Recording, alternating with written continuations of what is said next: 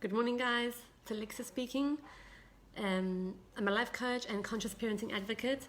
And today I just wanted to share with you something out of the book, The Biology of Belief from Dr. Bruce Lipton.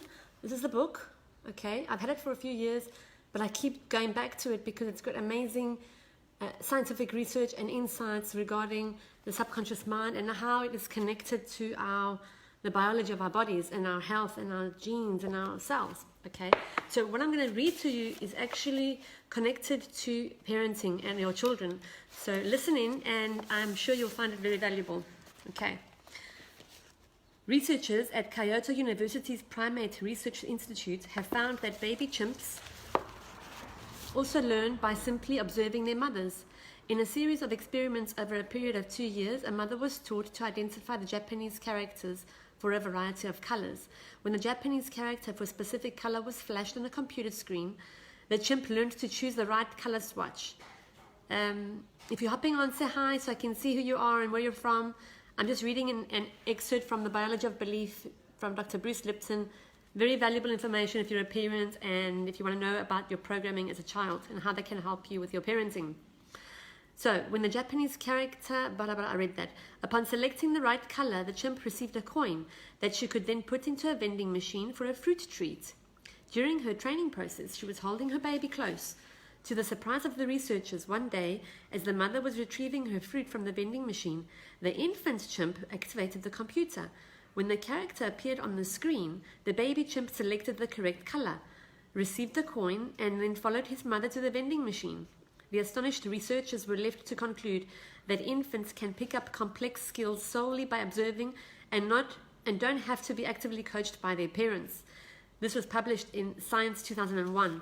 Okay, so I'm moving on to the parenting part. In humans as well, the fundamental behaviors, beliefs, and attitudes that we observe in our parents become hardwired as synaptic pathways in our subconscious minds.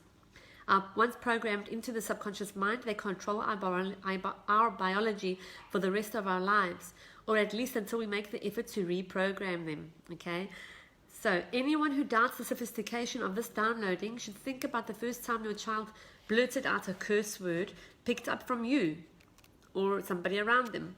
I'm sure you noted its sophistication, correct pronunciation, its nuanced style, and context carrying your signature. Given the precision of this behavior recording system, imagine the consequences of hearing your parents say, "You are a stupid child. You do not deserve things. Will never amount to anything. Never should have been born, or are a sickly, weak person." And there's a lot of other stuff that we could say to our kids, right? When unthinking or uncaring parents pass on these messages to their young children, they are no doubt oblivious to the fact that such comments are downloaded into the subconscious memory as absolute facts, just as surely as bits and bytes are downloaded to the hard drive of your desktop computer. Yes, these are downloaded as facts, guys, because they become beliefs, okay? They become belief systems, and a belief is as true as a fact for you, okay? If you believe you're a shy person, that is a fact for you, and there's nobody else is going to tell you that is going to change your mind because you believe that it's a fact. Just like whatever your name is written down in your passport, that is a fact. It's in your passport. It's not changed. If your name is Sarah Brighton, you are Sarah Brighton. It's a belief for you. Okay, nothing's going to change that. Your beliefs are exactly the same. That's how hardwired they are into your subconscious mind. Okay, so let me just carry on. I'm nearly finished. During early development, the child's consciousness has not evolved enough to critically assess that those parental pronouncements were only verbal barbs and not necessarily true characterizations of the self. Once programmed into the subconscious mind, however, these verbal abuses become defined as truths that unconsciously shape the behavior and potential of the child through life. At around the age of 6, we become less susceptible to outside programming with the increasing appearance of higher frequency alpha waves. Alpha activity is equated with states of calm consciousness. While most of our senses, such as our eyes, our ears, our nose, observe the outer world, consciousness resembles a sense organ that behaves like a mirror, reflecting back the inner workings of the body's own cellular community. It is an awareness of the self. At around 12 years of age, the child's EEG spectrum begins to show sustained periods of an even higher frequency, defined as beta waves. Beta brain states are characterized as active or focused consciousness, the kind of brain activity used in reading this book. Recently, a fifth higher state of EEG activity has been defined, referred to as gamma waves. This EEG frequency range kicks in during states of peak performance, such as when pilots are in the process of landing a plane or a professional tennis player is engaged in a rapid-fire volley.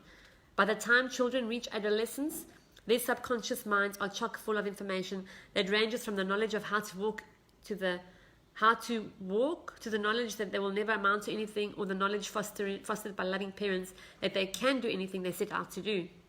The sum of our genetically programmed instincts and the beliefs we learned from our parents collectively form the fundamental programs in the subconscious mind.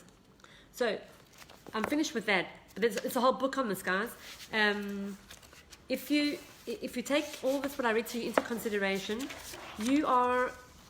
when your child is small, okay, from birth, from day one, we are sending messages to our children, and they are using their senses because they don't have the sophisticated brain yet, the developed brain yet, to filter. They don't have any filters. So everything that they're exposed to is being downloaded. It's becoming a program, okay? So if that child is in an environment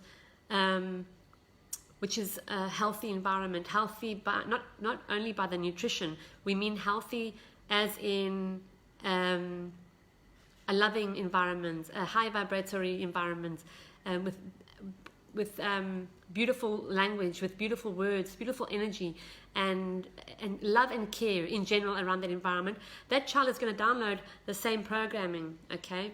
In the same way, if it's not a healthy environment, that child is going to download that programming, okay? And so the words we speak to our children, the threats that we throw at them, the panic that we get in when we aren't getting things done, when we lose our shit, right? When we're not sticking to our program, and when it's becoming 7, 8 or 9 o'clock at night and we haven't gotten everything done, then they're picking up your programming, okay? And you are instilling in them a program of stress, a program of there's not enough time, a program of I can't get everything done, a program of I need to control everything and I'm not doing it, so I need to go crazy, okay? So just keep in mind what type of programs you are sharing in your home. You can gauge this by the type of words that you use, by your energy, how you're feeling, okay? And this type of stuff I get to do in the conscious parenting workshops, but even deeper and even more how can I say, effectively with my one-to-one clients. Okay, so I hope this has been of value to you, and I hope it gets you thinking. Have a beautiful day, and thank you for watching. And for those who are going to pick up the recording later, I love you and see you soon. Bye.